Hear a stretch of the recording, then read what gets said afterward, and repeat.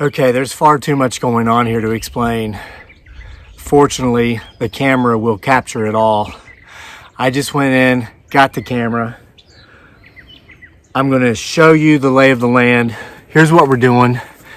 These are all caged Virginia burning bushes, taking the cages off to weed eat the weeds and the grass from beneath them. But our main point of interest is going to be up here because, you know what, I'm just gonna show you. I'm gonna take the camera and show you. As you can see, our Virginia burning bushes are doing extremely well because we finally got the tree guards around all of them to keep the pesky white-tailed deer off of them. They didn't eat the buds this year, so they've leaved out. But listen, when you have young trees or bushes or shrubs, in those first few years, it's vital you keep the grass and the weeds cut down because this blocks the sun to the lower portion of the plants and it will stunt the growth. It may even kill them if you allow it to get too thick. So we're going through today, taking the cages off.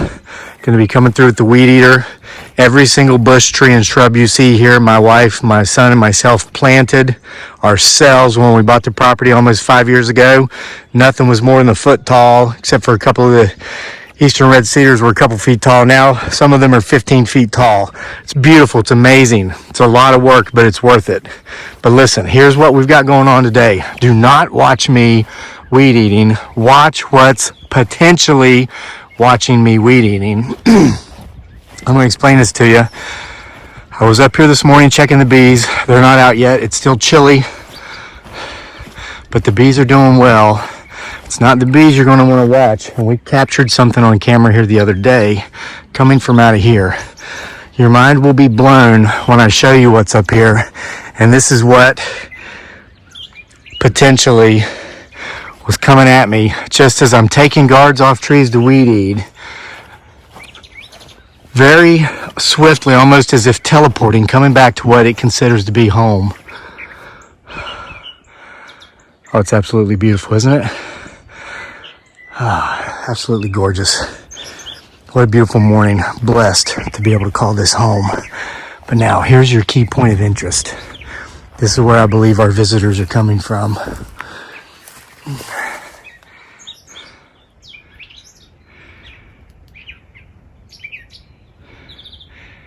Oh, I wish I had my construction paper cutouts. This is a tombstone. There's a grave right here, a grave site. There's 3 or 4 graves back there. Okay. It's got to be at least...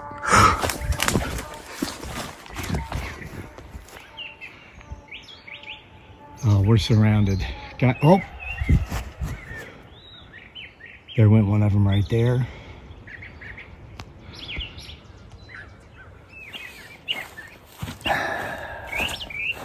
Yeah, it's crazy. Last night, my beautiful bride Dearly, aka Giggly Girl, and I were watching a movie on Netflix. We were watching The Conjuring 2. And the whole time, she and I both are screaming, "Why would you stay there? Why wouldn't you just move? If your place was haunted, why wouldn't you just leave?" It's the first thing I thought of when I think it was the 3rd guard I took off. That's what we're going to do. So, and then one of those things creeped up behind me and was like breathing on my neck. We've already seen movement from something that can't be explained. We heard the scream. I'm telling you, it's not a donkey. It is not a donkey. If you want to have an idea of something closer that it may be, go read Bigfoot Sasquatch Files Volume 10, now out in print and Kindle, available on Amazon. Link in the description below. It's not a donkey. Now, it's something that has been using the voice box of a donkey for about the last 50 years. Let me get the camera set back up. Okay, so the graveyard I just showed you was here, just inside this wood line. Watch this open space. Here's the bee boxes. I'm just going to work and let the camera run. Again, there's simply too much to explain going on in this video. Fortunately, the camera will capture it all. Enjoy. And I can hear you screaming through your videos, through the screen of your devices right now. Why would you even live there? Why don't you just move? Tell you, it's hard when you live in a place this beautiful, especially when you're the one that did all the work to plant all the trees, bushes, shrubs, clean out the pond, Continue to stock it with fish. Look at all these hollies. Our honeybees love to pollinate these hollies in the hot afternoons when the sun's out. It's hard to leave. We've planted between 4,000 and 5,000 trees. Yep, look at that. Watch right in the center. Okay, I'm talking too much. Let me get to work. You watch.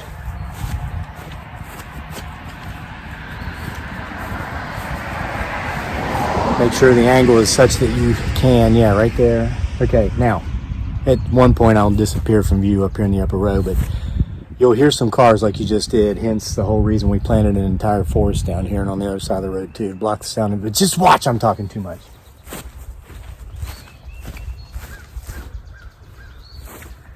Matter of fact, what I'm gonna do, since I'm heading that way anyway, I'm gonna take my weed eater and I'm gonna start weed eating from the top once I get the cages off.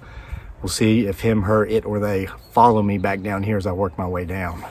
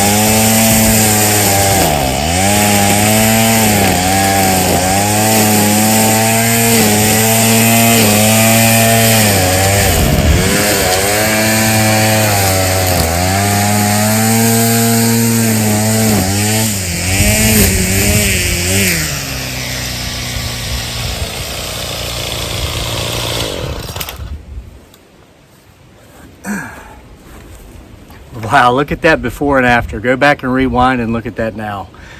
And I timed it 14 minutes. That's all it took to do that. Oh, and I know there's some vertically challenged individuals who live under bridges on here who are going to point out my cheap, inexpensive Boland's weed eater. I should get a better one, blah, blah, blah. Listen, here's my message to you. Said it before, I'll say it again. It's a poor musician who blames his instrument, okay? It's not the machine, it's the man. What good is a $300 Husqvarna weed eater if you're too lazy to take it outside and use it? I get the job done, and I'm gonna show you the job well done, and we're gonna make our way back up there to where I know you saw it. If you didn't, you need to go back and watch this video 3 times. Gosh, I know this is about the creepy crawlies, the potential Bigfoot Sasquatch, the ghouls, the goblins, and the spirits that are up here, potentially, but I just can't help to show you this beauty. I take pride in this. We bought this place 5 years ago. It was a hayfield. Neighbors told us that they thought the house was abandoned. That's how bad it looked. Look at these beautiful holly bushes. These are American hollies. They were 12 inches tall when we planted them 5 years ago, forming a beautiful privacy hedge on the upper portion of the fence down here by the gate. The forest we planted on the other side. Leland cypresses, 18 inches high when we planted them. They're now 12 to 15 feet tall. Put a row of eastern red cedars on the back side of them for even more privacy. And then, of course, our fruit orchard. This was a mushy field. There was a lot of runoff down there, so we planted a lot of American plums, indigenous to Virginia, root systems much like that of a weeping willow. They absorb a lot of water. It dried the place out, and then we salt and peppered it with pears, apples, peaches, domestic plums, apricots. We've got 60 various fruit trees down there, blueberry bushes. Oh, it's gorgeous. All right, let's look at this job well done. And I only cut down 7 of my Virginia burning bushes while doing this morning. That's not true. I didn't cut down any. I'd get close enough to where if I felt like I was getting too close, I'd stop weed eating and then I'd reach in here and do this, get it with my hands. But look, you got to get this out. And everybody's saying, oh, that's so much work, that's so much work. Just for the first 4 or 5 years. Now listen, this is what I don't get. Why would you spend hundreds of thousands of dollars on a property not to maintain it, number one? And number two, everybody has this fantasy about retirement. You know, oh, let's work 30 years at a job we hate to get that pension that will provide us with 60% of the income we need to pay our bills and support ourselves, so that we'll only have to work part-time after retirement. They never think about their surroundings. They fantasize living in the Garden of Eden. Well, listen, you've got to go out today and do the work required to make sure that in 15 to 20 years, when I'm a 65-year-old man, these Virginia burning bushes will be 15 feet high. They have beautiful crimson red leaves in the fall. These maples, poplars. There's a couple oaks in here, not many because they grow very slow. They're beautiful trees though. We've got privet bushes, eastern red cedars. We've got a couple weeping willows. We've got some walnut trees in here, eastern red buds. It takes 15 to 20 years for these things to become majestic. And I know, I'm sorry, you're here to see the creepy crawlies and the ooies and the gooies and all these things. Okay, and here's my message to everybody who bitches and complains about global warming. Yes, it's a serious cause. Yes, we need to be concerned, but what are you doing about it? Here's my message to you. Just as if you don't vote, you have no right to complain about your elected officials. If you are doing nothing to do your part in saving the world, shut up about global warming and your property going to be oceanfront property in 10 years. You know it's not true. You live 400 miles from the beach. Listen, buy honeybees. You get one of these boxes for less than $100. You can get a nuke of honeybees for a couple $100. You put them in there, they take care of themselves. There's no easier thing you can do on a small farm, a farmette, a homestead, or in your backyard than to have honeybees. They're starting to come out, probably because they hear me talking. And listen, you want to save the world? Get honeybees. These babies have taken a hit in the last 10 years because of pesticides. Stop spraying your weeds with those 80 billion gallons of toxins we pour on our lawns every year. Get out there and pull them up with your hand or get them with a weed eater. All right, anyway. Now, did you notice how when the sun came out, they disappeared? It's like we learned something today about these things. They're afraid of the sun. Well, except for that one. And where's this wind coming from? It was completely calm. They don't want us up here.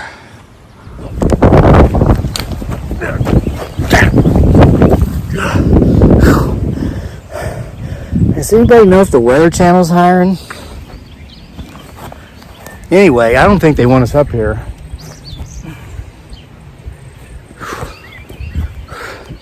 Blowing my freaking hat off, my sunglasses. All right, again, there is far too much to explain in this video. Fortunately, the camera captured it all.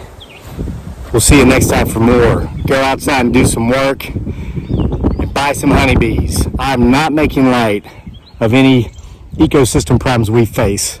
It's either put up or shut up. Everyone can play a part.